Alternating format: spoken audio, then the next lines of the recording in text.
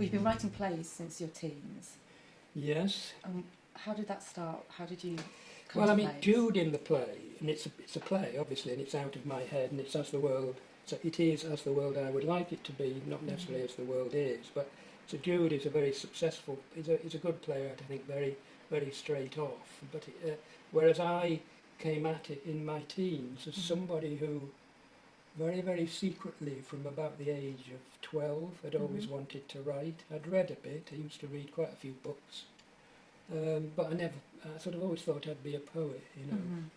And then I got to school, never told anybody, and then I got to school and I met an English teacher, you know, who encouraged me to write, really. I think discovered that I could write a bit by fluke, because I did an English minority time course away from A-levels, where we had to write a play. I wrote a play, he took it home to market, I got kind of top marks for it, and I continued to write, and he eventually said, you should go to London and write plays.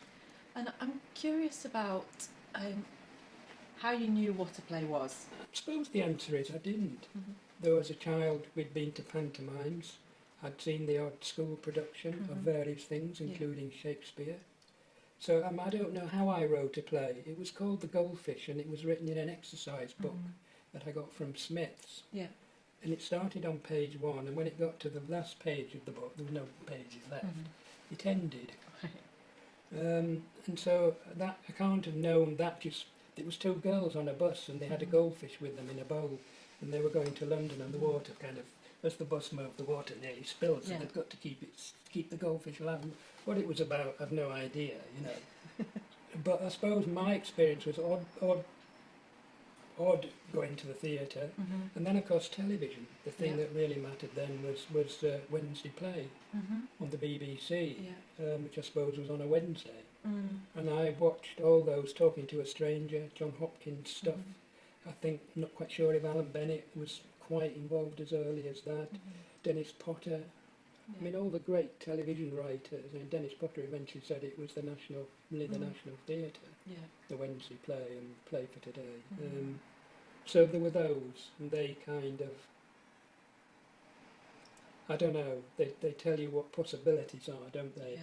And then when, as I've said, the English teacher, looking at that play, I went to the local library in Gisborough, where I went to school. There was a shelf of plays, which there would never be now in a library like Gisborough. There's no shelves of plays anywhere. But there might have been 20 or 30 plays of different kinds. I read them all. And there were some modern ones as well as kind of Chekhov's, and I couldn't read the Shakespeare's because it's always been a bit beyond me. But so it was that way. In a way, I educated myself, really. Yeah, I mean, I wrote a couple of Play for Todays, actually. I think one was okay. One was probably less okay, in a way. They were both made on film, and now, in a way, to me, you see, I shouldn't admit it, really. It's a terrible thing to admit. But I always found them easier to do. If there were a third less effort for 3 times the money. So that the problem with the theatre is that is how you change the scene. You know, why is how you change the scene. Whereas in television, you don't have that. So, what television does, or what film, at least it did for me, was you follow a character. And you follow a character out of the room, into their own loneliness, or into their own solitude, or just to a different place. The theatre doesn't do that because we can't follow characters in that way. And so I enjoyed writing film, but they were written in exactly the same way as the plays were written, which was not knowing what the hell I was going to do. I'd just start and end up somewhere. They were commissioned on that basis. They didn't want to know what I was going to write. Nowadays I hear stories of what writers go through, getting their scripts onto TV, 12, 13 drafts. So I'm afraid, no, they wouldn't ask me, and I'm far too old anyway, but even if they did ask me, I wouldn't do it. Life's not worth it. Well, do you know, it was only the other morning, actually, it really was the other morning, and I had to do a bit of work on this play, actually, and I didn't quite know how I was going to do it, and I sort of thought of several ways of doing it, and in the end I sort of opted really to redo the scene, sort of thing. And it took all weekend, Saturday and Sunday. The Saturday I really enjoyed, the Sunday I enjoyed less. But at the end of it, I said to myself, it's in your blood to do it, and it's the first time I've actually realised that I think it is in my blood. I also do try and do things that I've not seen before in the theatre. It's not to say that they haven't been done before, but I haven't seen them. So I am looking to be a bit innovative. Is that the right word? Probably not. That would be a bit grand. But it's it's also a bit naughty. The clothes swapping down an auto is naughty. And it's the devils. In any good writing, I think the writer is a bit of a devil. In any art, actually. The best artists are also a bit of a devil, I don't know much about paintings, but you can sort of spot the devil, can't you, in Salvador Dali, Maybe I've learnt a little bit over the years about what works in a theatre and what doesn't. What is interesting and what isn't, or less interesting. The plays are a challenge, actually, and it's why actors like them eventually, because they are a challenge, and maybe they're sometimes too much of a challenge for audiences, maybe, I don't know. I remember David Eldridge, quite a long time ago, saying to me that he thought I'd changed the theatre. I think he meant in a small way, and I think he was being overkind. And I just said to him, don't be silly, Not. He said, no, some of what he's done has changed the way people think about the theatre. And I said, no, it hasn't. And he said, well, you don't think it has, but in some ways it has. And if it has, then it's by mistake a bit, but it's also because I've tried to do different things, and I've tried to explore myself in what I put on the stage.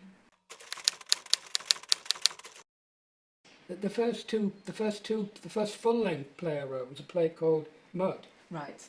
And was done at the Royal Court as a Sunday night, actually. And The Natural Cause was the second play, and it had never been published.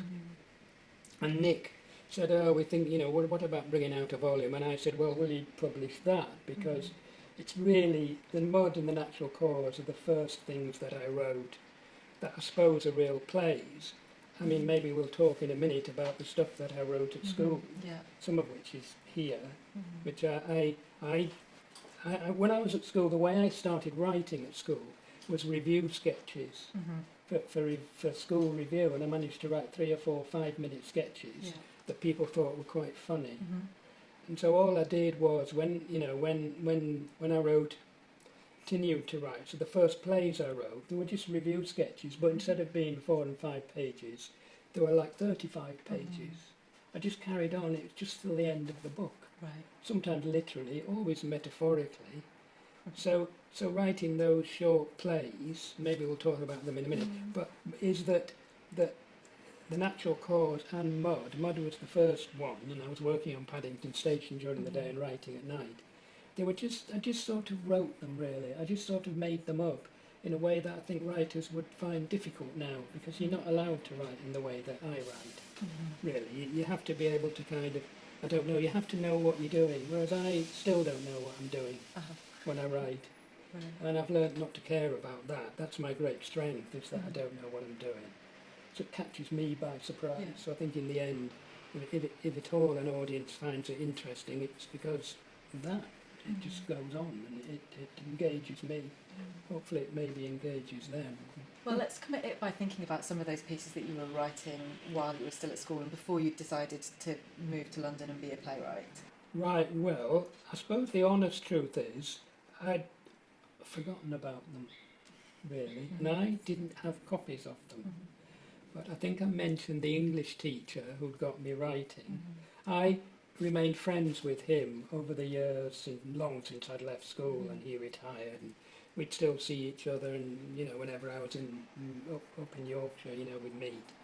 And when he died, they found in a box in his loft some of these early plays that I'd completely forgotten about and didn't have copies of, and so in a sense the people that found them kind of rang me up and said, we found these stuff, do you want it? And I said, yeah, of course I bloody want it. Because I was kind of fascinated by what he'd got. And he'd get paper cuttings and all sorts, But amongst the stuff was 3 or 4 things that I have no memory of whatsoever, and I know you've read some of them, Yeah. so I want you to ask me about them. But I have no memory of them at all. The 2 that I remember is I wrote a play. I was asked to write a play, and I think there was like 7 girls in Teesside Youth Theatre who had nothing to do because plays were mostly for boys, you know. So the girls always drew the short straw. So I wrote a play for 7 girls, and it was called The Ballad of Working Mary. Yeah. And he directed it. That went on. I don't remember much about what it was, or but I remember writing it. And then eventually, when I came to London, I stayed with a friend in Camden Town on his floor, and I wrote a play in his kitchen, and it was called The Grave Lovers. And I sort of finished it, and I thought, what do I do? And I'd met a theatre director called Chris Parr through Donald Rudd, who was the teacher I've talked about. He knew this guy called Chris Parr, who was a theatre director. He was then fellow in theatre at Bradford University, and I'd gone to meet him, Chris Parr, you know, and it was a whole new world to me because Chris had directed plays by Howard Brenton, amongst other people, and I'd heard of Howard Brenton, and I'd read Howard Brenton's plays, and they were a revelation to me, Howard Brenton, because he told me the theatre was a dirty place. And I loved the idea of it being dirty. So I'd written this play. It was called The Grave Lovers. I was working on Paddington Station. I thought I'd better give it to Chris. I'll commit to give it to Chris. He'll forget about me. So I sent it off in an envelope to Chris. I didn't hear anything back. Nothing. For about 3 or 4 months. And I got a phone call. It's Chris Parr. I'm doing your play in Edinburgh in 4 weeks. We'd better meet and talk about it. And so it went on. The play went on, and it was a professional production, and that was the first professional production I had. Talked a bit about The Grave Lovers. One of the characters, there's a jester character in that, and in one of your pieces, which I assume is an earlier piece than that, a piece called Clown, which is a sort of sketch where there's a group of people eating a meal with a clown in a cage hanging over them. Anyway, I just wondered where the jesters and the clowns came from. I have no memory of clowns, though I've seen the front of it and it says clowns. I have absolutely no memory of writing that at all. And if it's a jester in a cage and people eating a meal, I'm thinking that was quite a good idea, actually. But no, I mean, I don't know where jesters, I don't know where they came from. I know it wasn't real, you see. I know they were fantasies. It was only when with Chris Parr, we did a big play with Middlesbrough Teesside Youth Theatre, who I've said I wrote the play for girls for. That was a piece called Progress in Unity. Yeah, it is. Right? In and amongst all that fantasy stuff, like the cavemen and all that stuff, were 2 scenes. He said, I want a scene where a boy leaves home and goes to London and has to tell his parents that he's going to London. And so I wrote a scene where a boy told his parents he was leaving and going to London. And I've been writing a boy leaving home ever since, really. It got me into a wholly different way of writing that subsequently all the plays have followed. So the kind of fantasy, outlandish elements have not quite disappeared, but more or less disappeared. And I'm not sure that's a good thing or a bad thing, really, but it's what happened. It's interesting you're talking about a boy leaving home, because in the Ballad of Working Mary, Mary and Felly seem to have run away from Borstal, and as I was reading that play, it's interesting because in some ways it does feel like a play written by a very young playwright, sort of figuring things out. I was about 17 or 18. But at the same time, there are some moments, particularly towards the end of it, where the characters start to say things that I sort of recognise as being things that characters in Robert Holman plays might say. So she says, at school, Felly and I used to play netball, then we got thrown out for cheating. Everyone cheated, but we cheated too much. The PE woman couldn't control us. She used to try, but she wasn't very good. It was all right to cheat so much, but not more. Once you cheat more than you're allowed, you're in trouble. I mean, I tend to say that my characters always speak the truth, but they kind of don't always just pick up on that. I'm surprised I wrote that when I was 17, because I think there's something intelligent about it. And I don't know that I thought I was that intelligent, really. It's just made up, you know. It's just made up. But of course, what you make up, like everything we do in life, reveals something of us, doesn't it? Very smart for a 17-year-old in some ways. Thank It you. also, I think, by the way, slightly gives the lie to the idea that you're not a political playwright. How about this? This is another thing that Mary says. It's not what you give a person that counts, like free milk tokens. It's the security you give them. Some people can't build up their own little secure world. They need to be helped. I was never secure. I was only ever secure in Borstal, and I ran away from that. It was security, but somehow a false, four-walled security. I wanted something better than that. Surely it's my right. And that sounds to me like the kind of thing that a number of your characters have been sort of searching for. Yeah, I understand that a bit. It has a slight, there's an air of something in it that is a yearning, isn't there? A yearning for something else. And I suppose that to one way and another that may be what all my characters have. It's true of the lodger. I think it's about two elderly women in part, but I think they still have a yearning. The younger characters certainly still have a yearning, and maybe that's what I had. Yeah. If I wrote that when I was 17 or 18, then of course I was wondering, I want to be a writer. That was a yearning. Yeah. I didn't, because I was never clever really, and had I got A levels, I would have gone to university. See, as it was, I didn't. I couldn't because I didn't have the A levels. So I thought, well, nothing to lose. I'll go to London and try and write.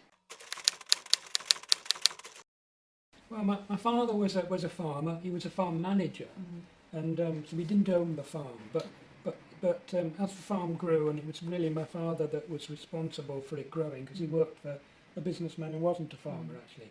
And when I was in my teens, we had thousands of pigs really. So it was a pig farm. And how does that?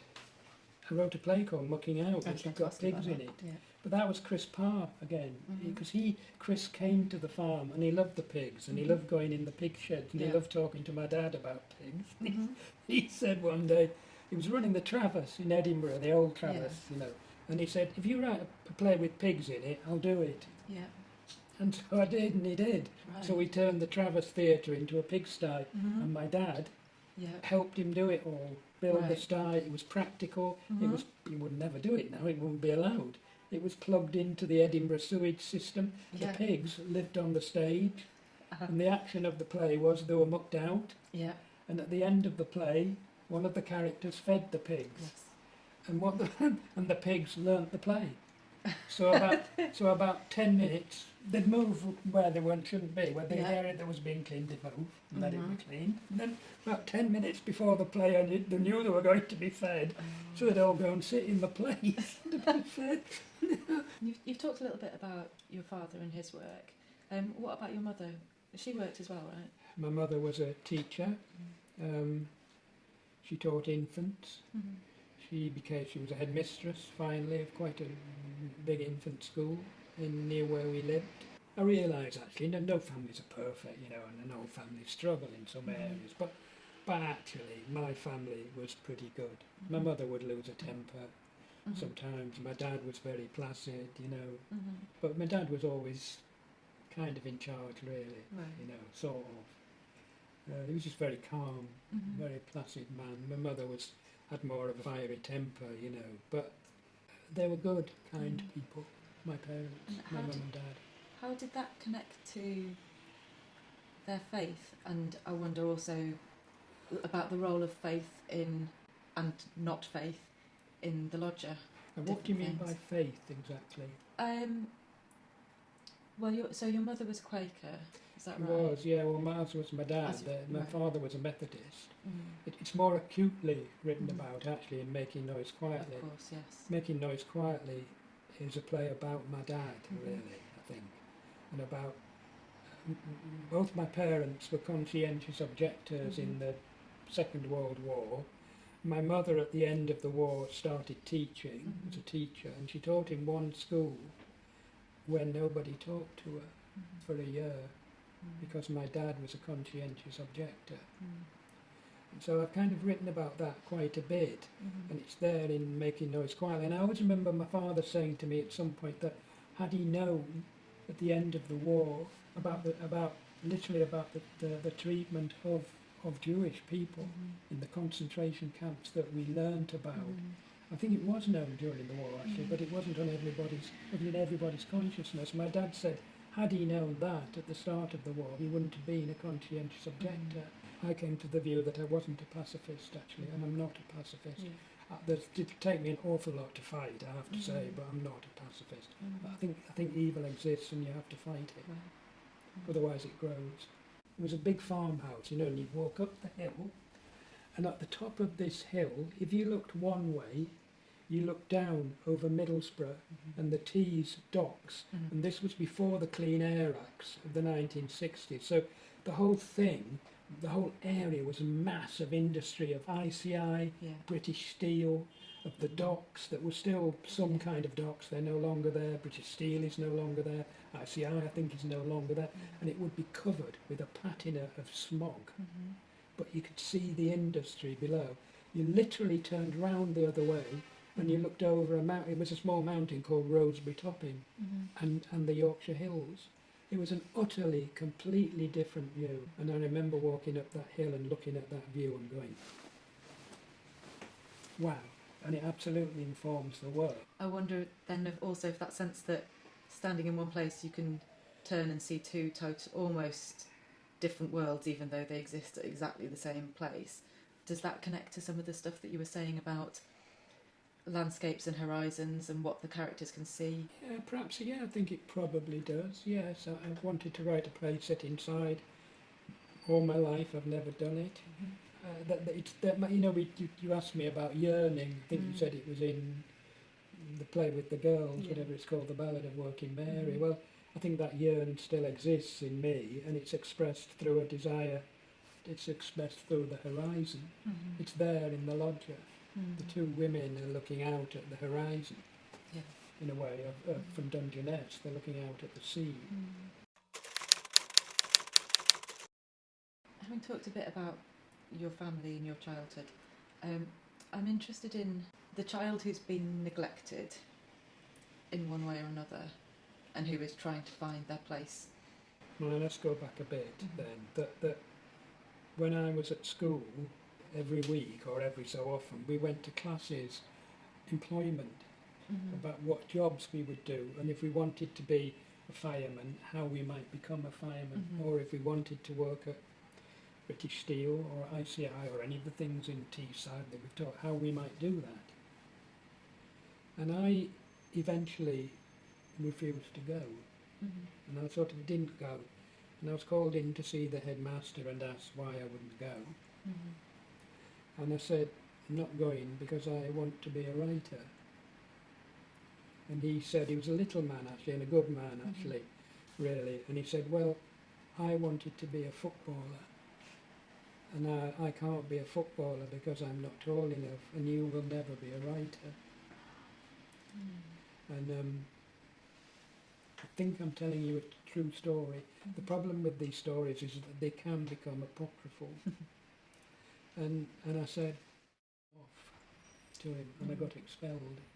So if we come to a character like Jude, which to answer now your question, in the loggia, as a metaphor, if you like, Jude and I share perhaps that metaphor of actually of being told and of feeling, because of our backgrounds, that we won't be able to do what we want to do. My plays are full of metaphors in a way. And I think that I understand Jude because I wasn't treated in the way that he was treated, but I absolutely understand the thing that is in his body, that he absolutely wants to do something that he thinks he can't do. Going from that story of a headmaster saying you will not do it, to 3 years later the English teacher I've told you about saying to me, you can do it, go to London, you can do it. And so even now I could weep about that. In 3 years, two different people saying to you. So that's what Esther says to Jude, actually, is that she didn't say you can do it. What she does is just by being herself, she gives him the space. Actually, I believe this, finally, somehow to be able to do what he wants to do. And all my writing life, I'm afraid that's what I've written. I've written that in one way and another. I'd like to say I'd written a multitude of plays about a multitude of things, but I think sometimes it's very often that same thing expressed differently or better or worse or again. Or and I believe that is, if the plays mean an awful lot to a very small number of people. I wish they meant an awful lot to a lot of people, but they don't. But I think that small number of people that they mean something to, there is something in that they pick up on and recognise, and they see the plays as cathartic and optimistic, which is what they are. So Jude in the play is a success. He comes out and it's nothing. It has got nothing to do with social work or whatever. It's to do with his desire, utter desire. And I think I share that, probably still do actually. I wondered if you could talk a little bit about the sisters in the play. So I just wanted to try and write to older women, really, see if I could do it. And I wanted to write yet again about a family. All the plays are about families, really. And it was the idea of which, I think we all know from our own families that we can have jealousies, disappointments, bitternesses, anger, even with our siblings or whatever. And I think that's very, very common. I certainly had it with my brother, I think. I don't want to get too personal in a way, but I think my brother and I, we're like the two sisters in the play. We are men, and I hope I've written women, but other people will decide whether I have or not.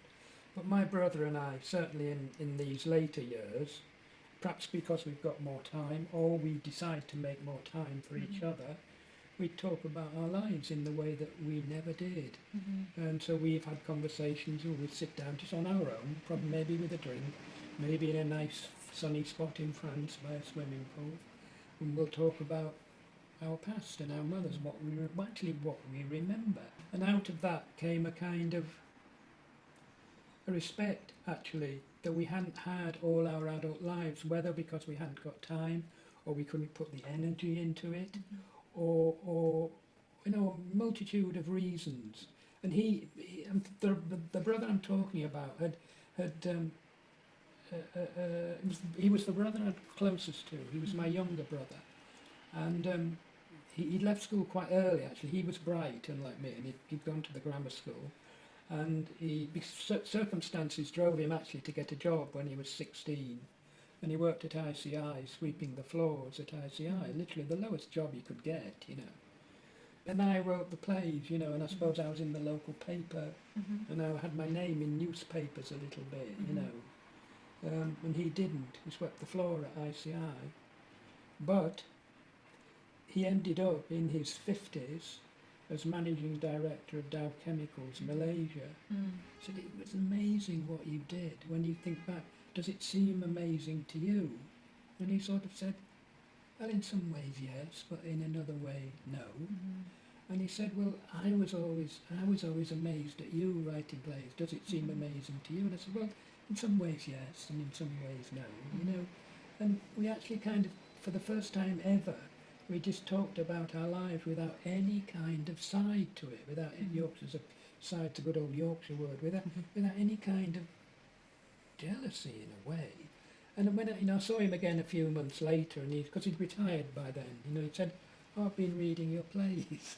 I said, no, read the plays. He said, no, well, I've been looking, because they had them, And I'm so grateful. I think that is one of, if I'm honest, it's almost the best thing that has happened in my life, actually. It's far more important than any play that I was able to talk to my brother. And even now I find it quite moving, I don't know whether that answers your question or not. I've quite forgotten what your question was. Well, the question was about the sisters. Oh, it was. Right. Well, it's really a play about two brothers, that's sort of true.